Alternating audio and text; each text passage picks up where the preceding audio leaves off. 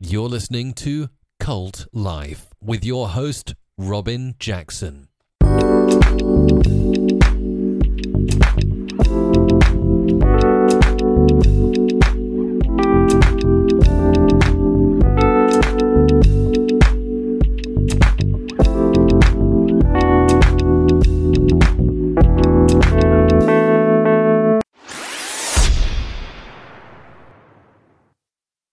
And welcome to another show, another episode of Cult Life with me, your host, Robin Jackson. So let's get into the show. There are an estimated 175,000 Jehovah's Witnesses in Russia. They are not recognized as a Christian organization or church by the Orthodox churches and other Christian traditions, primarily because they do not believe in the Trinity. They also do not salute the flag, bear arms, or participate in politics. More than 170 Jehovah's Witnesses have reportedly been imprisoned or put in pre-trial detention in Russia since 2017 for practicing their faith. That's when the Russian Supreme Court labeled Jehovah's Witnesses an extremist group because witnesses are a religious minority in the country where the Russian Orthodox Church has the backing of the state. Recently, a Russian court handed down the country's longest prison sentence yet to a Jehovah's Witness. And this was reported in an independent news website, Mediazona. That was reported last Wednesday. More than 24 Jehovah's Witnesses have been sentenced, and scores more are currently in prison or under house arrest since Russia declared the Christian denomination an extremist organization back in 2017. Courts began handing out longer prison terms this year, sentencing a Crimean believer to 6.5 years in March and a Krasnodar Jehovah's Witness to 7.5 years in February. The court also found church members Dmitry Golik and Alexei Burchak, I hope I'm pronouncing that correctly. They found them guilty of extremism charges and jailed them to 7 and 8 years, according to Mediazona. The outlet reported that the judge satisfied the state prosecution's sentence request in full. The Jehovah's Witnesses in Russia called the sentences a new record for cruelty. Mediazona reported that law enforcement authorities had wiretapped Golik's apartment in 2018 and have kept him and his wife under surveillance for 6 months. Rights groups and the U.S. State Department have condemned Russia's crackdown on Jehovah's Witnesses, who are known for their door-to-door preaching and their alternative interpretation of the Bible, and they've condemned this as a violation of religious freedom. The Jehovah's Witnesses' refusal to take up arms and serve in military led the Soviet state to prosecute followers for anti-communist activities by exiling thousands to Siberia. Also in 2017, the Russian Supreme Court designated the Jehovah's Witnesses as an extremist organization, accusing it of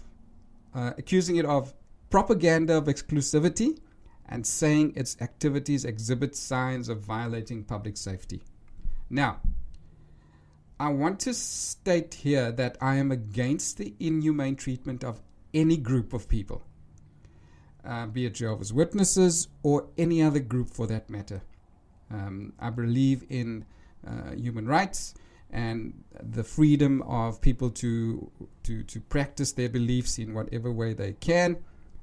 So I am appalled at the treatment that Jehovah's Witnesses are actually receiving in Russia. However, on the flip side, it's disgusting that any religion would promote their teachings by glorifying the horrible sufferings of their members. They use these incidents of incarceration, beatings, and persecution to romanticize their organization and their teachings. They use these stories to convince their followers that they are the one true religion and that this is what Jehovah's true servants will have to endure. Yes, Jehovah's Witnesses have suffered appalling treatment and oppression throughout its history, whether it be under Nazi Germany, Malawi, etc.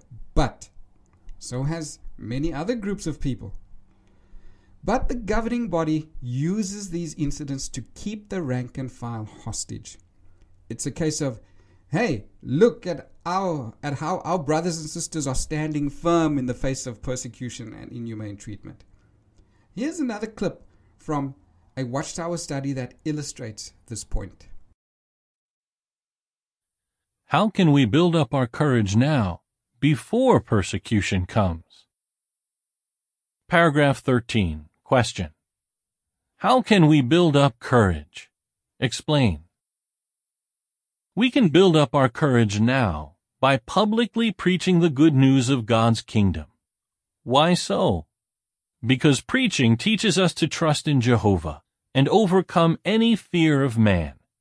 Just as our muscles are strengthened when we exercise, our courage is strengthened when we preach, from house to house, in public places, informally, and in business territory. If we develop the courage to preach now, we will be well prepared to keep preaching even if our work is banned. Paragraphs 14 and 15. Question. What lessons can we learn from Nancy Ewan and Valentina Granovskaya? We can learn much from the example of two faithful sisters who displayed remarkable courage. Nancy Ewan stood no more than 5 feet or 1.5 meters tall, but she was not easily intimidated. She refused to stop preaching the good news of God's kingdom. As a result, she was imprisoned for some 20 years in communist China. The officials who interrogated her said that she was the most stubborn person in their country. Similarly, Valentina Granovskaya was imprisoned in the former Soviet Union on 3 separate occasions, and for a total of some 21 years. Why? She was so determined to keep preaching that officials labeled her an especially dangerous offender. What made these two faithful women so courageous? They were convinced that Jehovah was with them. Frankly, nobody deserves to be treated that way for their beliefs.